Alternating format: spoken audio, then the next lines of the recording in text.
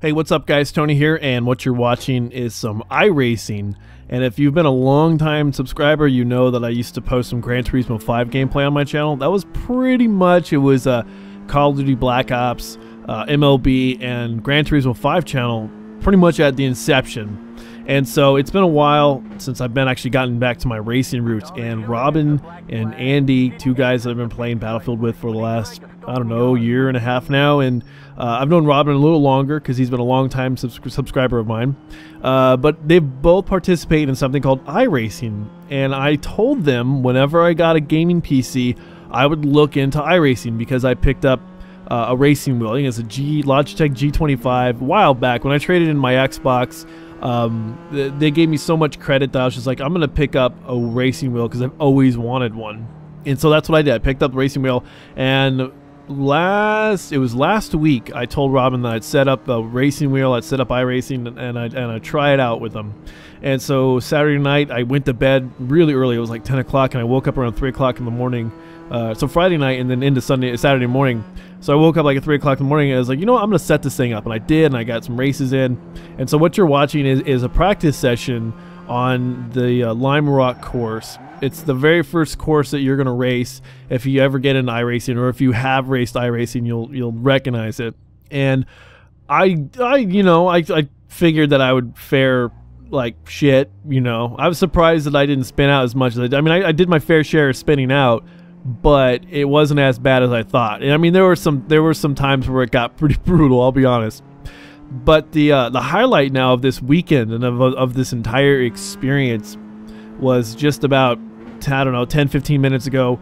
I got the courage to actually, you know, practice and attempt a race, multiplayer experience without, you know, I really needed some encouragement, and I didn't have any from anybody. And I was going to stream it, and the stream didn't work. For whatever reason, iRacing, it wouldn't broadcast. I mean, broadcasted the audio, but not the video, not the visuals. And so I'm going to try to sort that out. I don't know exactly how I can go about streaming iRacing. Maybe it's just me setting the program up wrong. But my first racing experience was interesting, to say the least. I had practiced for about 15 or 20 minutes or something like that on the same course, just racing over and over again, spinning out some places, not spinning out other places, you know, generally kind of hoping that I could get through like 5 or 6 laps just, you know, flawlessly and like have a steady time. And I mean, I got through a couple laps and no big deal. But when the race started, you know, I was like, okay, I got really nervous. I could feel my heart just pounding. It was like boom, boom, boom in my chest, and I was getting really nervous. And so off the line, I should have just recorded the race. I don't know why I didn't. But off the line, what happened is I took the guy in front of me because he spun too much. So I was able to take him. I don't know what place I was in because it doesn't tell you. And going into the first turn, you know, I come into the first turn and I'm doing well. And I go around this one turn that has given me so many problems during practice. I spun out all the time there. And of course I spun out. And so I found myself in dead last place. And I was like, damn it, really? Okay. So I put my pedal to the metal. I floored it. You know, I raced through the other half of the track, which I was fairly good at least I felt like I was. And I caught up to the pack coming into the first turn after this long straightaway. And then, you know, I go through the course, and, you know, I kind of, you know, bob my way through the section that I spun out on earlier because I was getting really nervous about it. And then I got hit. And then, you know, that just was like sort of a cascade effect after a while. And then it actually got to the point where lots of people were spinning out, lots of people were crashing, because it's a rookie race and it's made for rookies, and it's supposed to be like, you know, hey, here, get your feet wet with iRacing.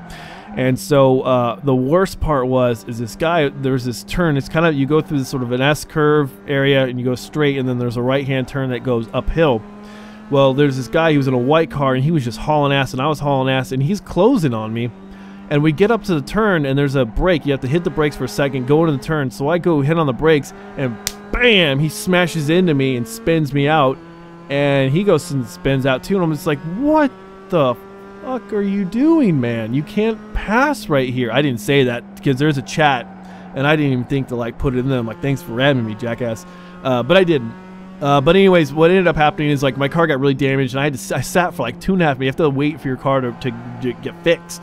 And so I sat in the pit waiting to get fixed. And then I went through and I actually raced after that. I was kind of like, all that anxiety was gone. I was just kind of like, fuck, I've already lost.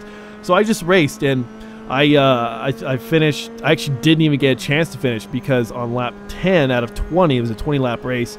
On lap 10, I was coming around this corner, and I downshifted, and the next thing I know, I see black smoke coming out, just boom, and then my car's just like, wouldn't go past, I don't know, 4,500 RPMs or whatever, and all of a sudden I hear a guy come on the radio. He's just like, "Oh, your motor's blown. You gotta get back into the pits." I'm like, "Ah, shit. How long is this gonna take to get fixed?"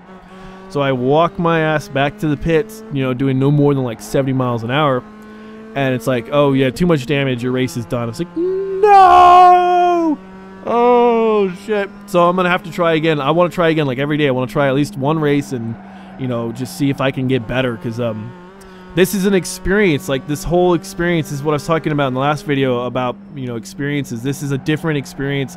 This is really why I bought a gaming PC. It wasn't to play games that I already own on PlayStation 3, like, Battlefield or Crysis, even though I like those games.